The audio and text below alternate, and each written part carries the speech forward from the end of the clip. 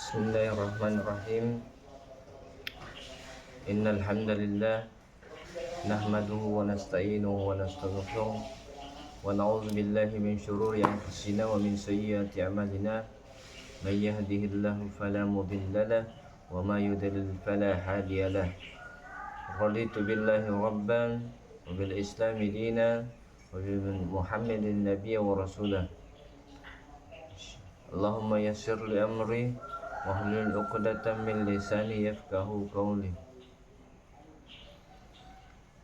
Saudaraku kaum muslimin, sidang jamaah kultum subuh pada tanggal 25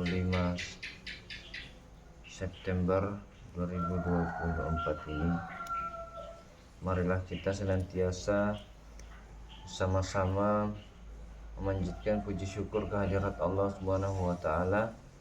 Alhamdulillahirabbil alamin. Ialah zat yang mampu menentukan segalanya, ialah zat yang memberikan kita kehidupan sampai pada saat ini, hingga mampu untuk mensyukuri apa-apa yang ada di dunia ini. Salawat serta salam kita haturkan kepada baginda Rasulullah Nabi Muhammad SAW. Ialah pelopor para nabi, ialah di antara 25 nabi, ialah nabi yang terpilih, yang insyaallah bersanding di surga kelak. Ialah seorang nabi yang satu-satunya cintai, yang dikasihi oleh Allah SWT, hingga namanya yang telah dilihat oleh Nabi Adam di surga pada waktu itu, yang telah dikisahkan oleh para ulama sebelumnya. Baiklah, adapun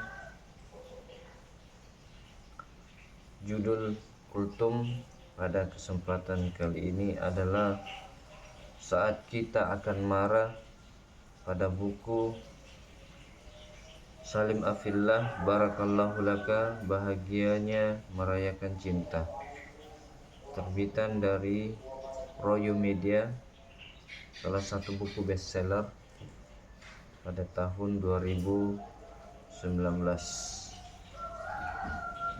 sampai saat ini. Saat Kita Akan Marah, pada halaman 250, yang berbunyi, kalau seorang suami marah dan dia bicara, tujuannya sangat persuasif argumentatif, yakni membuat pendengarnya menyetujuinya, sehingga menurutnya sejumlah persoalan dapat diperbaiki dengan solusi-solusi. Angka nikmat bagi suami jika saat didera masalah ia berpikir dalam keheningan untuk memecahkannya. Sunyi dalam guanya adalah hal terbaik yang harus istri berikan padanya untuk menyelesaikan persoalan. Jadi ketika seorang suami mendapatkan suatu masalah, ia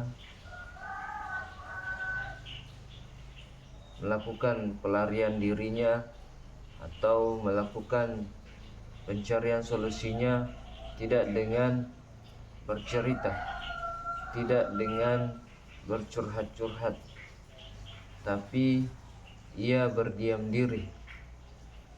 Dalam kata buku ini, sunyi dalam guanya. Ketika telah merasa baik atau merasa telah mendapatkan solusi dari guanya, dari kesunyiannya, dari cara memikirkan sesuatu hal yang menurutnya itu adalah sebuah solusi. Contohnya, saya sedang melakukan keheningan, di mana saya memiliki masalah dengan istri saya. Kemudian istri saya suruh diam dulu. Istriku diam dulu, nanti ada solusinya. Kita diam diri. Saya pergi di satu kamar yang kosong. Ya, di situ saya berpikir apa dan bagaimana sehingga masalah itu muncul.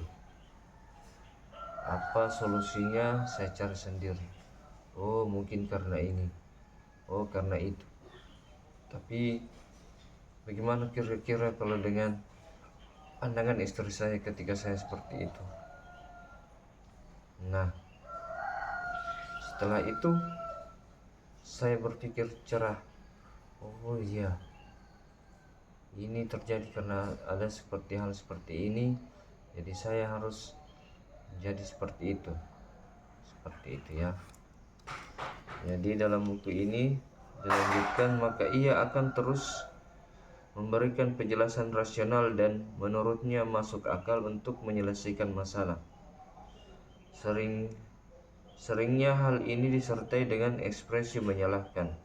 Nah, bedanya seorang istri marah dan bicara tanpa menuntut persetujuan, ia hanya ingin didengarkan dan dipahami tanpa perlu disetujui bahwa begitulah yang dirasakannya. Nah, di luar itu ketika marah akan sangat sulit baginya untuk menghargai penjelasan-penjelasan sang suami maupun pendekatan rasionalnya semasuk akal apapun hal itu. Jadi ketika istri marah, dia tidak menginginkan hal-hal yang rasional, hal-hal yang masuk akal di pikirannya, tapi yang penting dia bisa mengungkapkan apa unek-unek dalam dirinya. Yang penting ia mampu mengekspresikan apa yang ia kehendaki dalam dirinya, sehingga suami mengerti dan mengerti dan mampu memahami apa yang dikatakan seorang istri terhadap suami. Beda halnya dengan suami yang ingin mendapatkan solusi dari setiap masalahnya, yaitu dengan pergi menyendiri.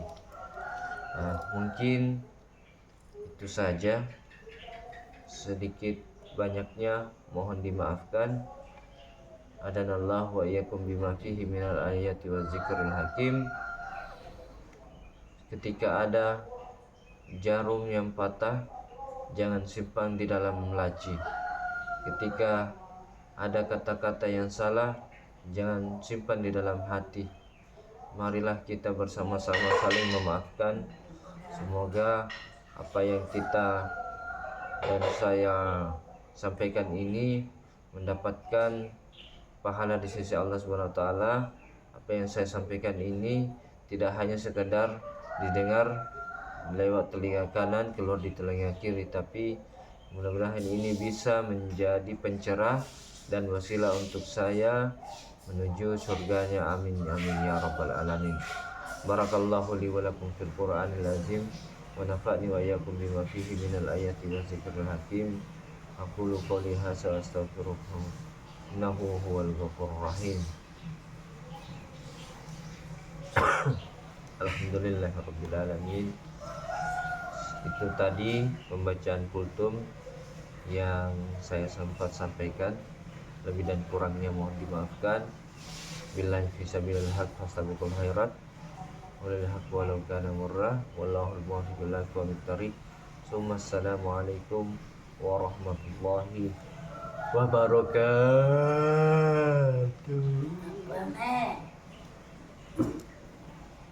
Assalamualaikum warahmatullahi wabarakatuh.